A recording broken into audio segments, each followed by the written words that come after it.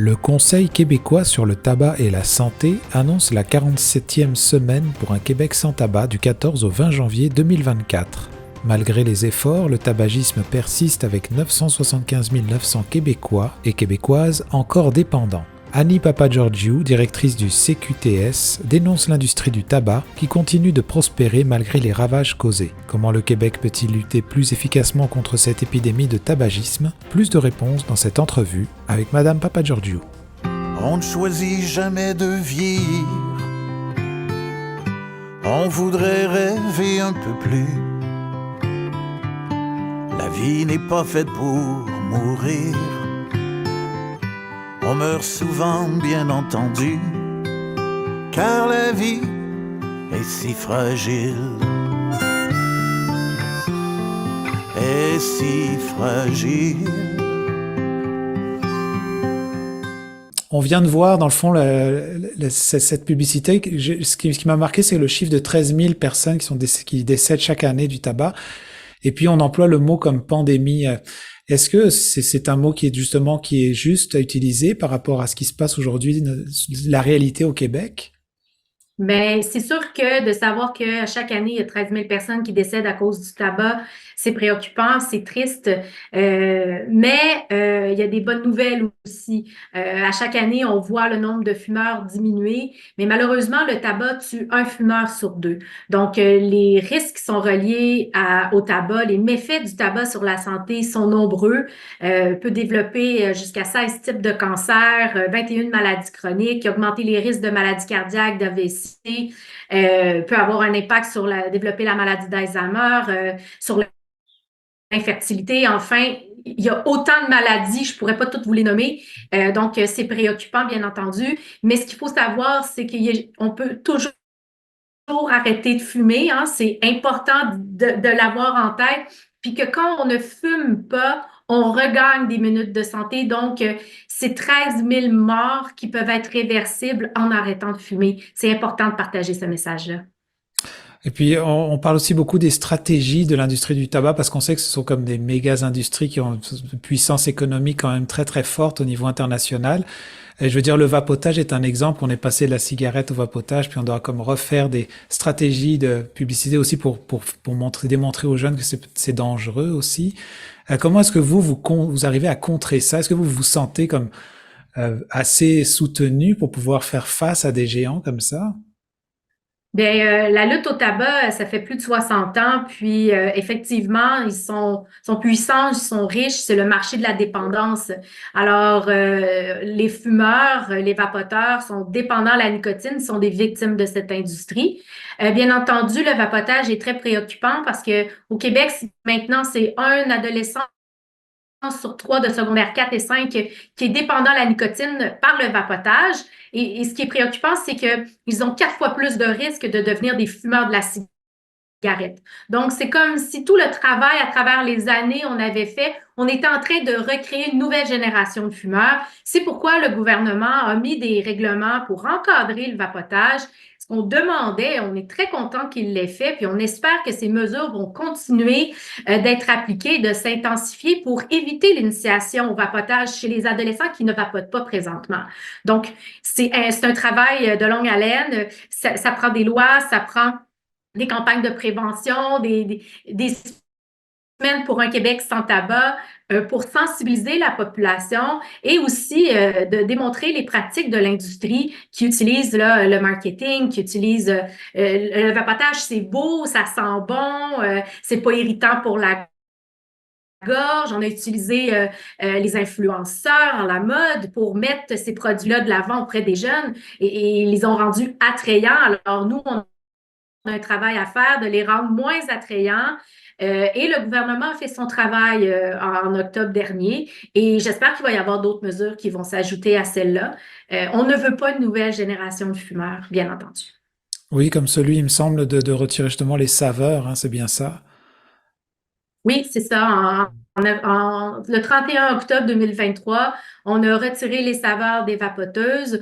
Et également, on a encadré l'outil là, pour le rendre moins beau, moins attrayant, pour éviter l'initiation parce que c'est prouvé et les jeunes le disent, si ça sent bon, ça goûte bon, ça a l'air le fun, c'est à la mode, ben ça nous incite à l'essayer. Ce qui est pernicieux, c'est que développer la dépendance à la nicotine, c'est très, très, très rapide et comme le cerveau des adolescents est pas complètement formé, bien, ils sont encore plus vulnérables au développer la dépendance à la nicotine. C'est ce qui est préoccupant dans ces produits-là qui sont nocifs pour la santé également.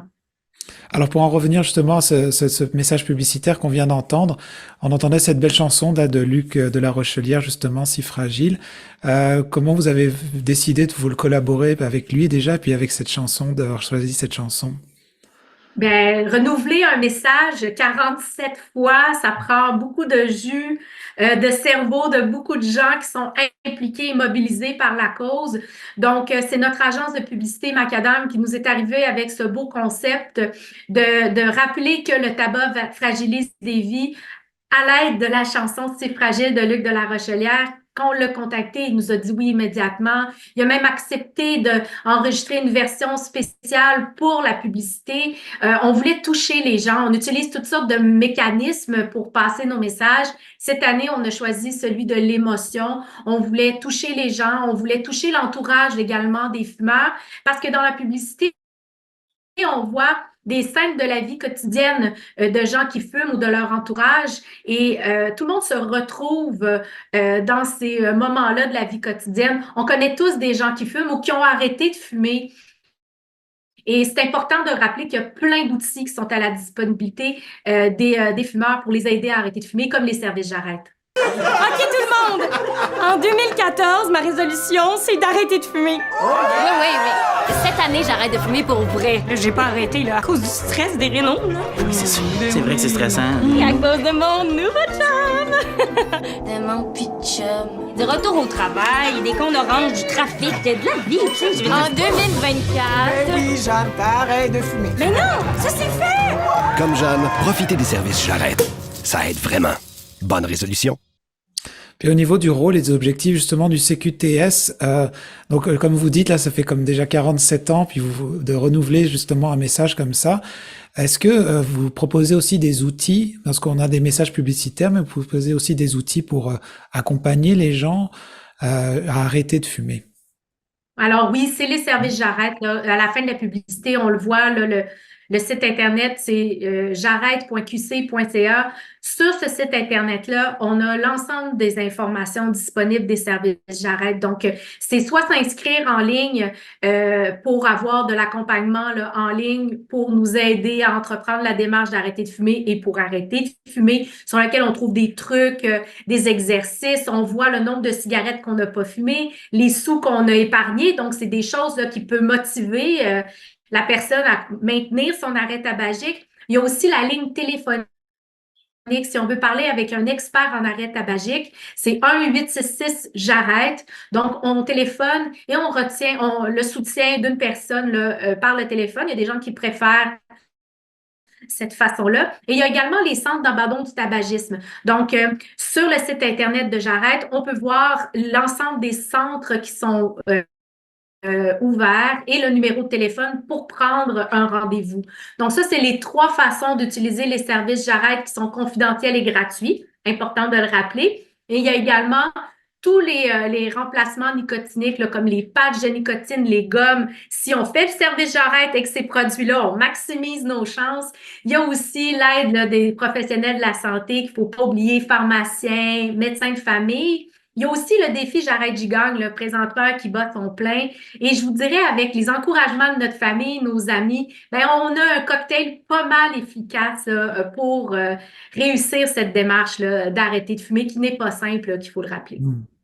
Ben, merci beaucoup. Alors, juste pour terminer, je sais qu'au début, vous parliez d'un peu justement des effets dévastateurs, puis des possibles maladies qu'on peut en tirer de ça. Mais si on voulait partager quelques bienfaits immédiats à long terme ou court terme sur l'arrêt du tabac, qu'est-ce que vous diriez aux personnes qui nous écoutent?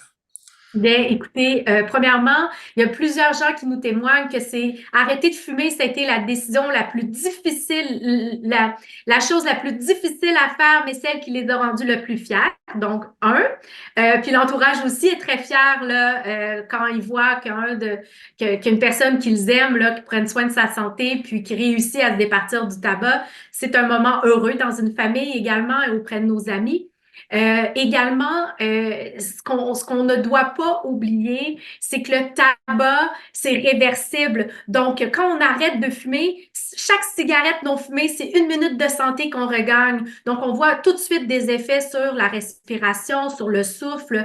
Les risques de développer des maladies cardiaques diminuent à chaque année. Les risques de développer le cancer également, les risques diminuent à chaque année. Alors, c'est important de le rappeler, il y a un impact important sur chaque cigarette non fumée sur la santé des fumeurs. Donc, ne jamais l'oublier. Puis, ça va peut-être prendre plus qu'un arrêt, parce que tout le monde le dit, hein, j'ai déjà arrêté une fois, ça n'a pas fonctionné. Moi, je vous invite à ne jamais arrêter d'essayer d'arrêter de fumer. Ça fait beaucoup d'arrêts, mais c'est une façon de positionner le site Internet j'arrête.qc.ca, peut-être, vous allez me dire, mais c'est dans la constance, c'est dans l'essai qu'on va on va réussir. Puis moi, ben, j'ai beaucoup de compassion et de bienveillance envers les gens qui entreprennent cette démarche-là d'arrêter de fumer. Mais merci beaucoup, Madame Papageorgiou, pour votre temps. Mais ça me fait plaisir. Merci beaucoup à vous. Vous êtes jeune, en bonne santé. Rejoignez Toxic Corp et devenez Replacement Smoker. Votre naïveté et votre inexpérience sont pour nous un vrai plus. Chaque année, 270 000 jeunes courageux et motivés sont prêts à devenir dépendants de la nicotine et à absorber formol, arsenic, acétone, cyanure et plus de 50 substances cancérigènes pour nous aider à soutenir nos bénéfices. Comme eux, saisissez cette chance et remplacez dès aujourd'hui l'un de nos fidèles fumeurs décédés. Votre avenir est en marche, n'hésitez plus. Le tabac tue un fumeur sur 2. L'industrie du tabac compte sur vous pour les remplacer. Vous écoutez votre reflet d'ici. Revoyez tous nos reportages sur notre site Internet.